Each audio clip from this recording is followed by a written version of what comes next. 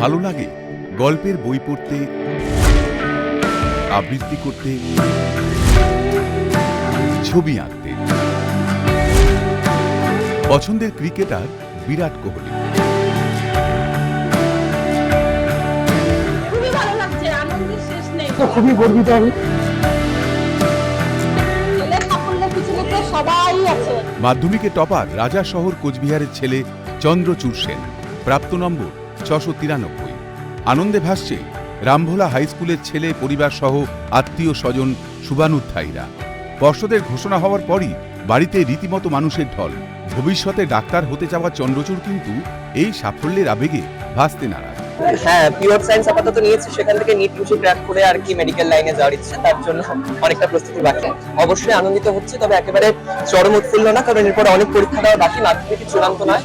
সুতরাং এখন সার্বিকভাবে প্রস্তুতি নেওয়ার জন্য আবার এক ধাপ অগ্রগতি হতে আমাকে এখন আরো প্রস্তুতি বাকি। পড়াশোনা বাদ দিয়ে তো আবৃত্তি প্রাতিষ্ঠানিকভাবে শেখা হয়নি, তবে চর্চা তো ছিল, বিভিন্ন প্রতিযোগিতায় অংশগ্রহণ করতাম, ড্রয়িং শিখেছি, তার পাশাপাশি গানও শিখেছি। আশা করেছিলাম বলতে আশা তো করেইছি যে 1 থেকে 10-এর মধ্যে থাকবে।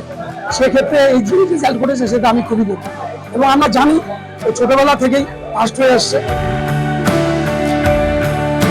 কোন মন্ত্রেই বিরাট সাফল্য? আগামীর মাধ্যমিক পড়ুয়াদের জন্য রইল টিপস, বার্তা চাকরিহারা শিক্ষকদের নিয়ে। সে কনসেপ্ট স্টাডি করতে হবে, এবং তার সাথে সাথে যা আমাদের টেক্সট বই আছে সেই টেক্সট বইটাকে কুপিয়ে কুপিয়ে পড়তে হবে। সহায়িকারও অবশ্যই সাহায্য নিতে হবে যেখানে প্রয়োজন। আর সবচেয়ে বড় কথা, একটা নিয়মতান্ত্রিক আর সময়ানুবর্তিতাকে বজায় রাখলে, আর যদি ডেডিকেশন আর কমিটমেন্ট থাকে, তাহলে হয়ে যাবে। এসএসসি প্যানেলে তো সব শিক্ষকই আর অবৈধ উপায় অবলম্বন করেননি।